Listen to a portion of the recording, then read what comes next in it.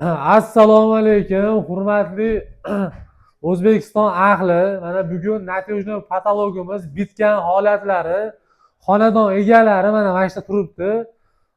Hozir savol beramiz, bir qator suhbatga tortamiz. Tak. Opa, mana assalomu alaykum. Assalomu Yaxshimisiz? alaykum. Mana holatda, bitilgan holatda o'zi mana ko'rib turibsiz. Sizga ishimiz yoqdimi mana? O'zingiz klientlarga mana hozir ko'pchilikni qiynayapti har xil savollar, qanaqa narsa bu, nima ekan deb vahima qilayotganlarga o'zingiz nima deysiz? Qanaqa fikrdasiz? Yo'q, haqiqatdan men ham oldin kuzatganimda ko'pchilik hech naqa bo'lmaydi deyishgan. Yo'q, men o'zim mana shu bitish jarayonini kuzatdim. Yo'q, juda ham chiroyli, puxta, pishiq.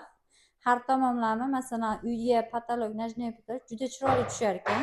Men juda ham xursand bo'ldim. Tavsiya etaman obunachilarga. Klientlarga tavsiya qilaverasiz. Klientlarga bemalol tavsiya etaman. Boshida sizda ham misol o'ylanish bo'lgan bo'lishi mumkin. Bo'ldi, aytyapman. Men o'zimda ham ko'pchilik bo'lmaydi dedi. Yo'q, mana o'zim ko'zim bilan ko'rdim, haqiqatan yo'q, juda ham chiroyli, puxta, pishiq bo'lgan narsa ekan. Tavsiya etaman. Yana bitta narsa, bizga ham qanaqadir savollaringiz bo'lsa berishingiz mumkin. Bunga buni masalan endi bizni ayollar bilasiz, juda ham pokiza bo'ladi. Buni masalan qani tozalik nimasi bo'ladi?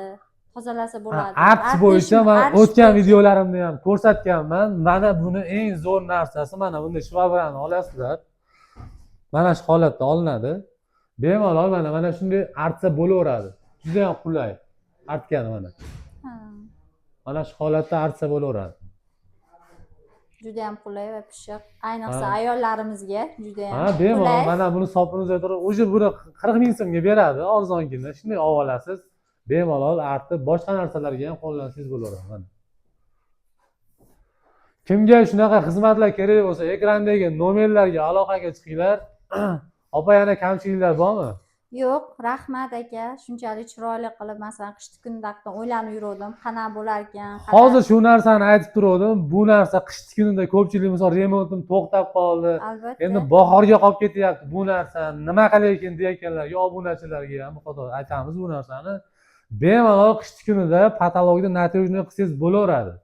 Bahordan o'zi bemalol shpakilovka tortib, yana qirg'oqlariga bagetlarini yopishtirib, yana darash ketilaveradi.